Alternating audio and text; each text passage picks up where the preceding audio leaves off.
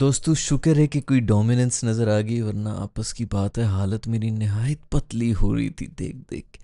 जितना किल किल के मर मर के हमने 160 बनाए थे ना, मैं तो उसी के ऊपर ही सख्त पुट ऑफ हो गया था कि क्या स्ट्रगल चल रही है। वो तो शुक्र है इनको कोई 51 रन्स पे आउट कर दिया था। अगर गलती से ये 110-20 कर जाता है तो मैंने कन्फर्म बेहोश हो जाना था। आज की वीडियो नहीं आनी थी दोस्तों। अब मेरी जो है ना बीपी जो है वो थोड़ा वापस शुगर लेवल मेरा दोबारा से हाई हो गया है। खुशी के मारे अब जो है मैंने कहा कि चलो वीडियो शूडियो बना लूँ, अपने दोस्तों के पास आ जाऊँ कि दोस्तों तुम लोग भी खुश हो रहे हो कि नहीं, क्या डोमिनेटिंग परफॉर्मेंस दे दी है। बॉलिंग में ही दी है, बैटिंग में बहुत बहुत स्ट्रगल था यार, बड़ा जो था। अब लोग कहेंगे कंडीशंस बड़ी सख्त हैं और ये वो इंडिया को दे देते हैं, यहाँ पर उन्होंने 4,500 रन मार देने थे मार मार के। खैर पॉइंट ये है कि बैटिंग के हालात जो हैं वो पतले। अभी तो मेरे बॉबी स्लेयर, मेरे रूफी रूफी तो नहीं, हारिस जो दूसरे वाला हारिस है, उसने मार मार के छिक्के कोई 30 बॉलों के ऊपर 50 मार के हमारा स्कोर कर लिया। वरना इधर तो 150 होना मुहाल हुआ हुआ था। पूरी की पूरी बैटिंग लाइनअप आपकी गई है भाई। ओमान आपकी पूरी बैटिंग लाइनअप पी गया है, डकार भी नहीं ली है। ये जो है ना, ये थोड़ा सा अलार्मिंग है कि किस तरह चल रहा है भाई, क्यों चल रहा है, कब तक आखिर इस तरह चलेगा, हमारी बैटिंग हर दफ़ा क्यों स्ट्रगल कर रही होती है। तो खैर हारिस मेरे दोस्त ने आके मार दिया, तीसरे नंबर पे उसको भेज दिया। उसने कहा ये मेरी पोजीशन है, अब मैं मारूंगा। वैसे आपस की बात है, बैटिंग तो वाकई उसकी यही वाली है, वो सर्कल से बाहर ही उठा के फेंकता है, बाद में जब भी आए बेचारी इसी तरह उठा रहा होता है और कैच आउट हो जाता है। पॉइंट मेरा सिर्फ ये है दोस्तों कि ये अभी आके इसने मार तो दिए, पहले भी इसने किसी तरह सेंचुरी मार दी थी, गालिबन आई डोंट नो बांग्लादेश के ऊपर मारी थी, और अब इन्होंने मारी है ओमान के ऊपर ये इनिंग्स खेली है। कोई ऐसी टीम भी नहीं है कि बंदा खुशी मनाए, तो समझ नहीं आ रही। हमें कंफ्यूज छोड़ जाते हैं, हमें समझ नहीं आती कि ये अच्छी इनिंग्स थी या ऑपोजिशन कमज़ोर थी, कुछ हमें समझ नहीं आता। हमेशा से हम गेसिंग ही करते रहते हैं। मैच शुरू होने से पहले ये पोस्ट किसी ने मुझे भेजी, उसने कहा कि सर ये देखिए ये ओमान वाला क्या बदतमीज़ी। ओमान की जो कप्तान है गालिबन इंडियन है, तो ऑफ कोर्स कहीं ना कहीं से तो उन्होंने दिखाना ही था। ओवर तो हो जाते हैं ना, वो पैसा अंबानी कमा रहा है, ओवर ये सब ऐसे होते हैं इनका फुप्पा लगता है वो। खैर सो ओवर हुए हुए थे। उन्होंने कोई कमेंट किया था कि अगर अमेरिका हरा सकता है और जिम्बाब्वे हरा सकता है पाकिस्तान को, तो हम क्यों नहीं हरा सकते। तो इसके ऊपर बहुत से लोग कह रहे थे कि पता नहीं ये फेक है कि असली है कि वटेवर। अगर उसने ये कह भी दी है तो इसमें शक की क्या बात है। क्या हम नहीं हारे जिम्बाब्वे से, क्या हम नहीं हारे यूएसए से। ऑफ कोर्स हम तो इतना जलील होके हारे इन टीमों से कि कोई भी टीम अब यही सोचेगी कि पाकिस्तान को तो हम पकड़ सकते हैं, और पाकिस्तान कभी भी पैनिक कर सकता है। तो इसमें इतनी हैरत की या इवन अफेंड होने वाली कौन सी बात है, मुझे तो ये समझ नहीं आ रही। ये सच है, ये कोई फिल्मी बातें नहीं है, कोई हिस्ट्री की नहीं है ऐसी कि जी वो किसी ने ये कह दिया, किसी और का कोई ओपिनियन है, नहीं नहीं ऐसा नहीं हुआ था, ये सब झूठ लिखा हुआ है किताबों में। भाई ये लाइव हुआ है, हमने अपनी आंखों से देखा भाई। हमारी ये इसी जनरेशन की बात है, हम चशमदीद गवाह हैं कि हम यूएसए से भी हारे हैं, हम अफगानिस्तान से भी हारे हैं, हम जिम्बाब्वे से भी हारे हैं, बड़े बड़े टूर्नामेंट्स के अंदर हम हारे हैं। ये भी नहीं कि कोई छोटी मोटी, चलो 8 मैचेस की सीरीज में से 7 हम जीते हैं डोमिनेट करके, एक हार भी गए, वट एवर।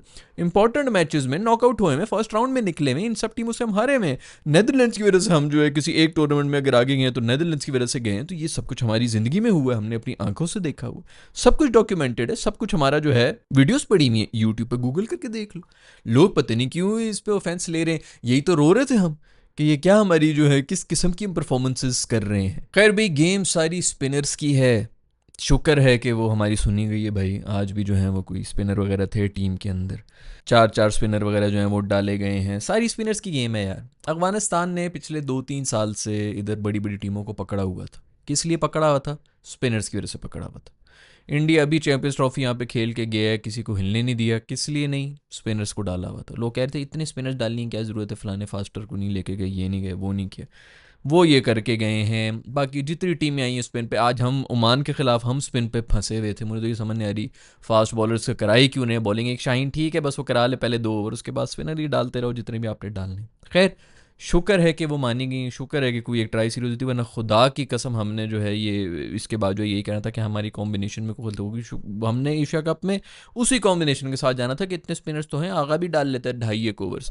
तो हमने उसी मेंटेलिटी के साथ हमारे थे। शुक्र है कि अब वो नज़र आना शुरू हो गया कि हम स्पिनर्स के साथ ही आ रहे हैं, तो स्पिनर्स ने कमाल कर दिया। ये भी उनकी भी स्पिनर्स ने हमें पकड़ा हुआ था और हमने भी जो है वो आज 6-7 विकटें नहीं, एक रन आउट हुआ है एंड में जो है वो टेल एंडर्स की विकटें ली, फ़हीम ने ली, शाहीन भाई ने वैसे एक कोई 17 रन का ओवर भी आज खाया है ओमान से।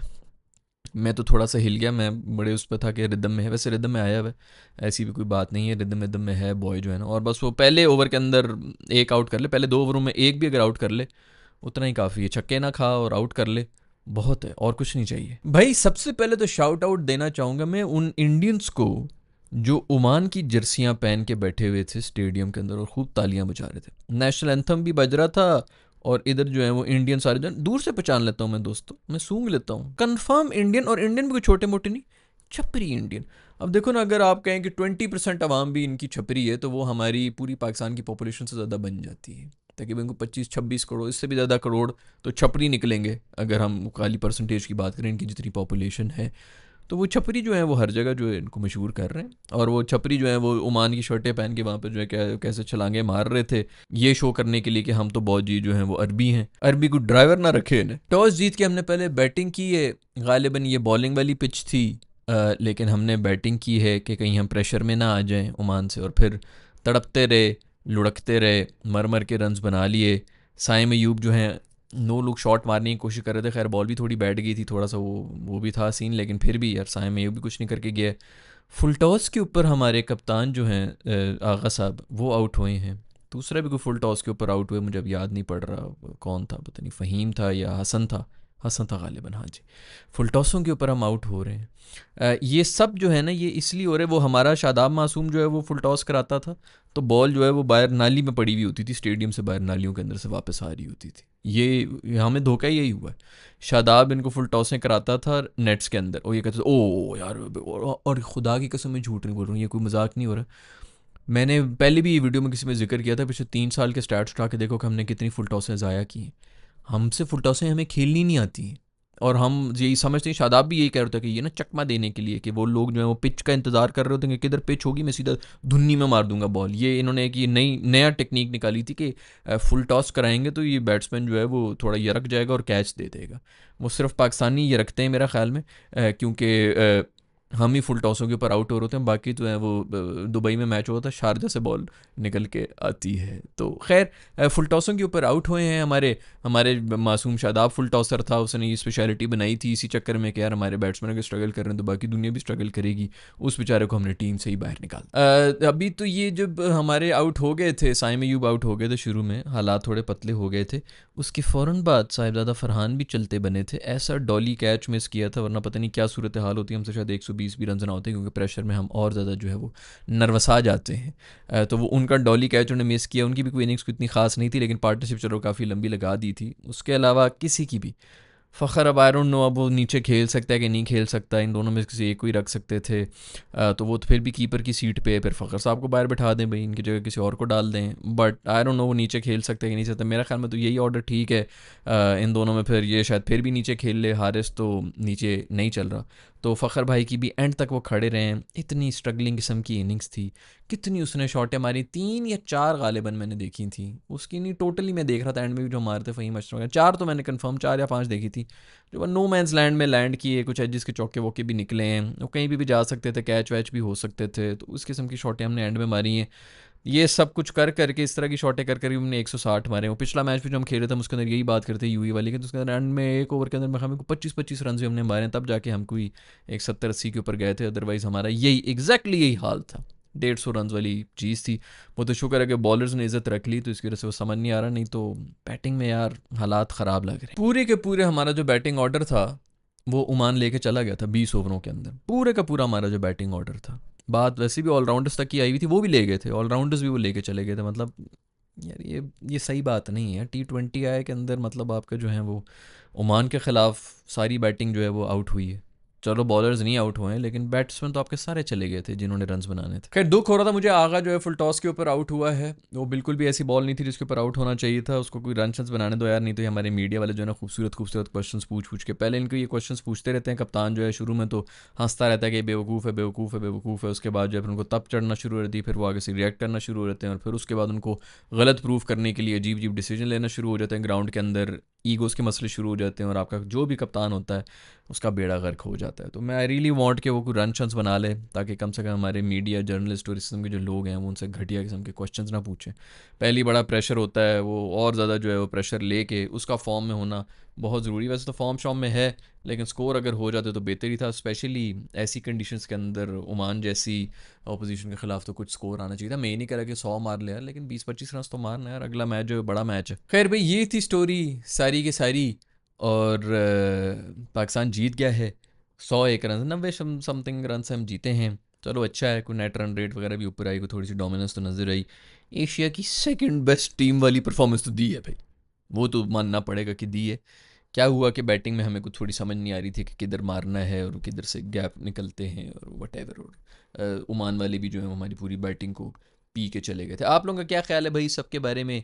क्या कुछ थोड़ी सी बैटिंग ऑर्डर में चेंजेस होनी चाहिए, नहीं होनी चाहिए? फ़खर ठीक है मेरा ख्याल में। अब जो ये हारे सही है तो इसी पोजीशन के ऊपर ठीक है। प्रॉब्लम सिर्फ यही है ना कि यार ओमान के खिलाफ रन्स बनाए तो पता नहीं इसकी ये पोजीशन अब जस्टिफाइड है भी कि नहीं है। बट जिस तरह बाकी सारे स्ट्रगल कर रहे थे उस लिहाज से तो ठीक ही है। एक बात तो कंफर्म है कि नीचे तो ये चल नहीं सकता, तो इसको ऊपर ही भेज दो। फ़खर शायद फिर भी नीचे कुछ कर ले, ये नहीं कर सकता। ये बस वही जो सर्कल होता है वो टपने की इसकी सलाहियत होती है। उसके बाद मार रहा था, बड़े खूबसूरत बड़े बड़े छक्के भी मारे थे, कोई शक नहीं उसमें। लेकिन शायद उस तक आने के लिए इसको पहले जो है वो चौके चौके और वो सब चीज़ें चाहिए। शुरू में आते साथ ही जो है ये बड़े बड़े छक्के नहीं मार सकता, चौके निकाल सकता है। तो मेरे ख्याल में इसको टॉप ऑर्डर न्यू बॉल और यही है सर्कल के अंदर पावर प्ले वाला जो है उसके अंदर यूज़ किया जाए।